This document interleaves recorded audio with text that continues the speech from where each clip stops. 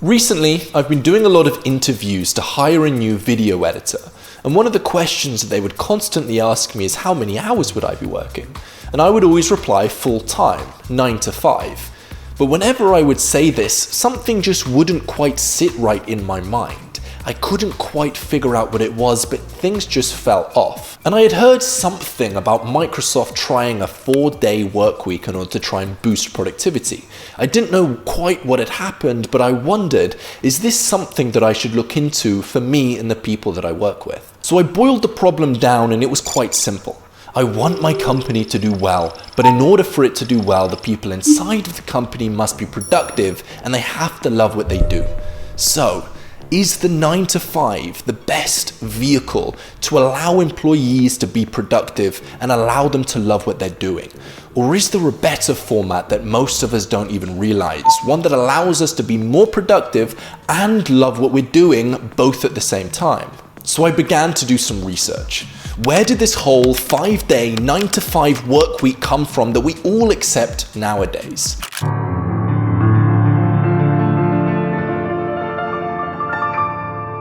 Well, many thousands of years ago, Christians started taking 1 day off a week because, as it says in Genesis 2, God rested on the 7th day. And if God needs to rest every now and again, surely we must all need to rest every now and again. So that went from 7 to 6. And then, in the early 19th century in Britain, factory workers started showing up to the factory on a Monday hungover after drinking all Sunday night. So the factory owners and the factory workers came to an agreement. You can get Saturdays off as long as you don't come to work on a Monday hungover. And there we had it, a 6-day work week turned into a 5-day work week. And in 1926, Henry Ford started shutting down the factories on a Saturday and a Sunday.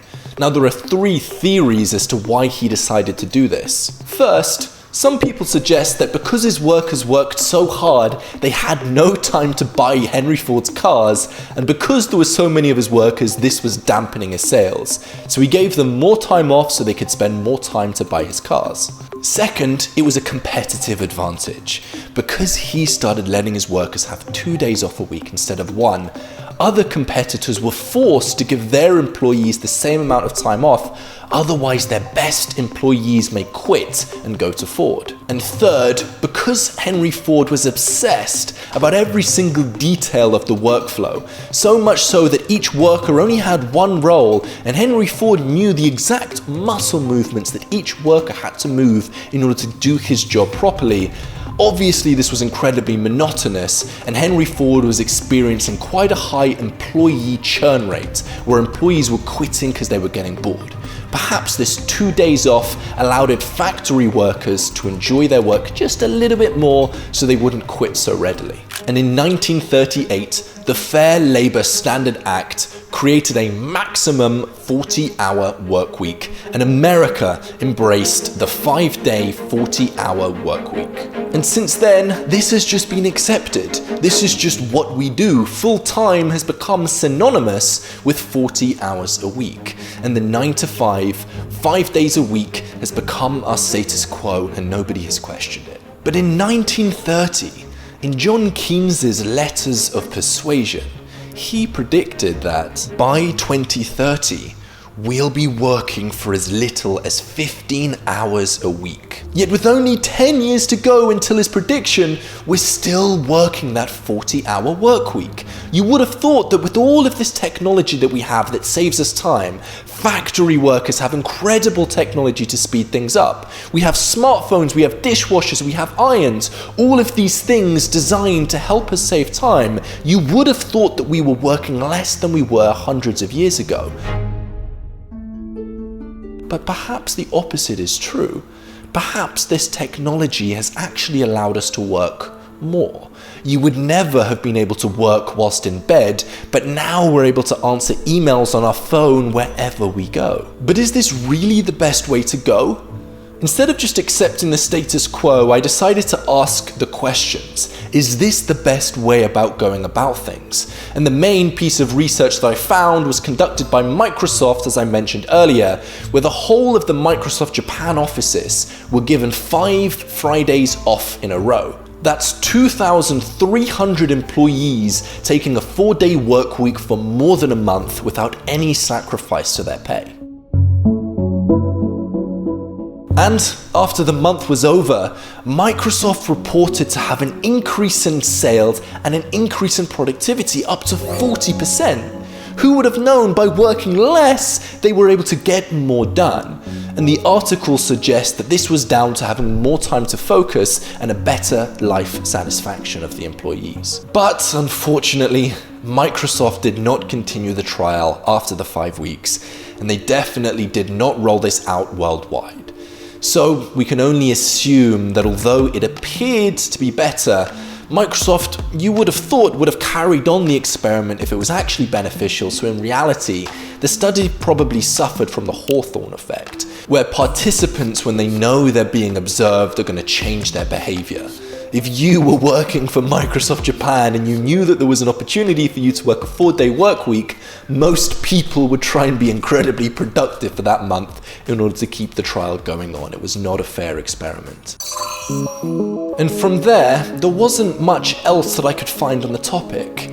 But we've gone from a 7-day work week to a 6-day work week to a 5-day work week and now potentially a 4-day work week. It all appears that we're trending towards a 0-hour work week. So do we even need these constraints, and what purpose do they serve? Well, as I stared out that window right there, I saw 2 boats going past each other. One was a large boat and one was a tiny little kayak.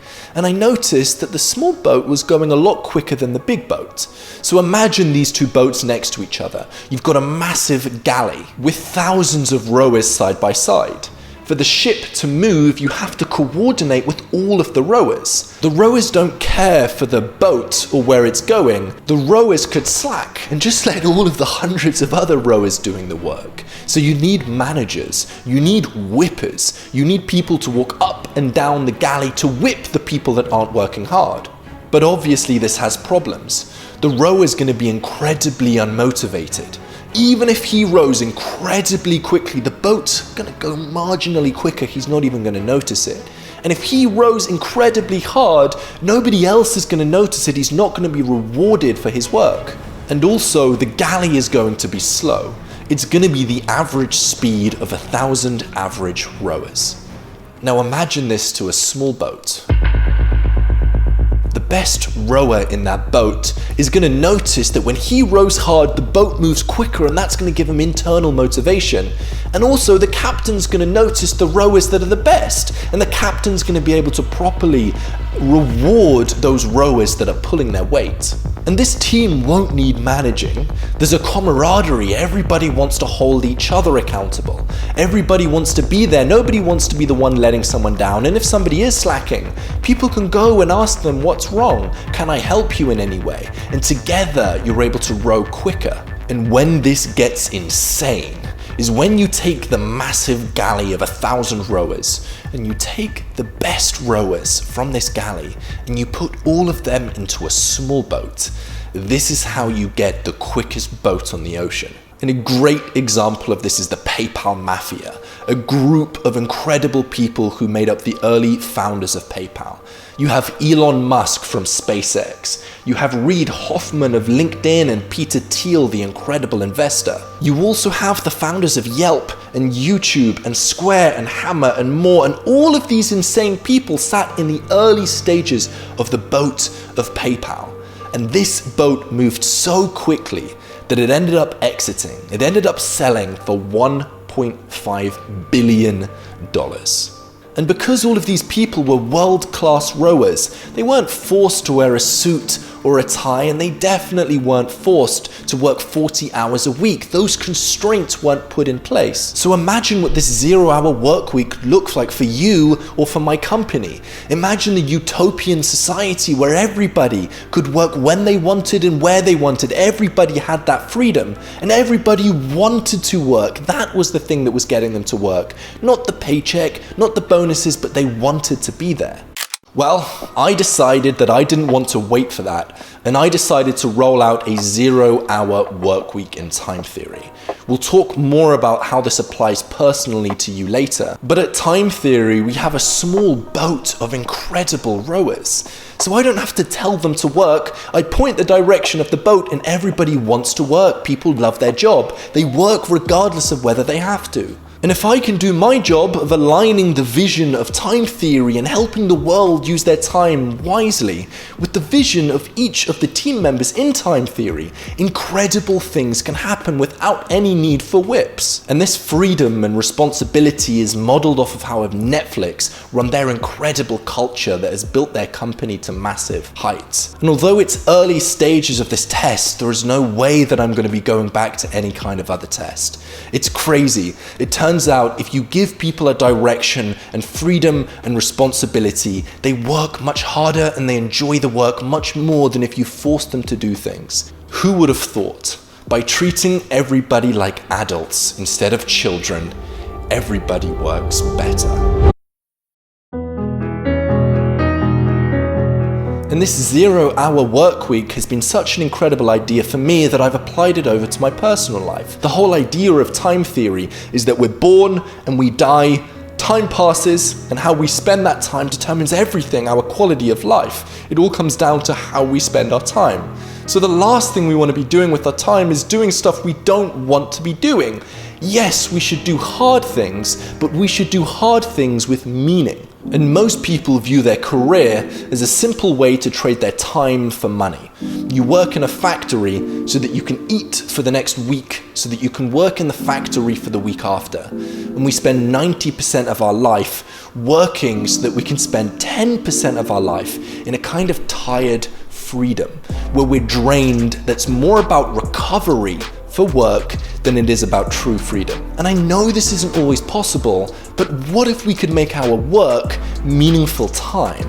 What would that look like if we could double the meaningful time that we had on this planet by making one change? That is what a 0-hour work week looks like. What better objective can we have? Our work takes up the most of our time, so it's what we should be putting most of our emphasis on. And if we can find something that truly allows us to have a 0-hour work week, there is almost no goal in life more noble and more fulfilling than that. And on top of all of this 0-hour work week can allow us to think like an effective person. No matter what you're doing in life, there are inputs and there are outputs. The inputs are what it takes to complete the task. For example, you work 9 hours on a specific task. And the outputs are what are the results of that task? What did you get from it? Most people are incredibly inputs focused. They think, oh, I worked so hard to study for this exam, why didn't I do well? Somebody who's outputs focused, recognizing it's not about the inputs, it's about the way you go about them. You could actually get better results by working less, but by working smarter. Even if you work 16 hours a day as a bricklayer, you're never going to get true wealth compared to Warren Buffett, who works a few hours a week and is a billionaire. A 0-hour work week shifts your focus from inputs towards outputs, which is where incredibly valuable skills are formed. And you can let other people view you as hardworking, but you shouldn't be hardworking for the sake of being hardworking. You should be hardworking because you have a goal, you have a vision, you have a person you want to become, and working hard is necessary to get to those things. Don't just work hard for the sake of working hard, just like you shouldn't improve yourself for the sake of improving yourself. Do those things with intentionality and with purpose. And at time theory, a team member isn't paid by the hours they work, but by the value which they bring to the company. Just like you, instead of measuring a week as the amount of hours you worked, measure it by the amount of progress that you made towards the person that you want to become. This 0-hour work week is a North Star. It's something we should be all working towards, making our work not be work, but something that we want to be doing. And just think about it like this. There are literally billions of jobs out there. Surely one of them will allow you to work a 0-hour work week where you want to be working. And when you find this, work ceases to be work and it becomes play. The action step for this video, because on this channel we're time theorists who take action, is to comment down below something that you don't enjoy doing in your work week, and then go and reply to somebody else's comment to try and help them figure out how they can stop doing that activity or how they can get closer to a 0-hour work week. Let's build this community. I appreciate you for watching till the end of the video.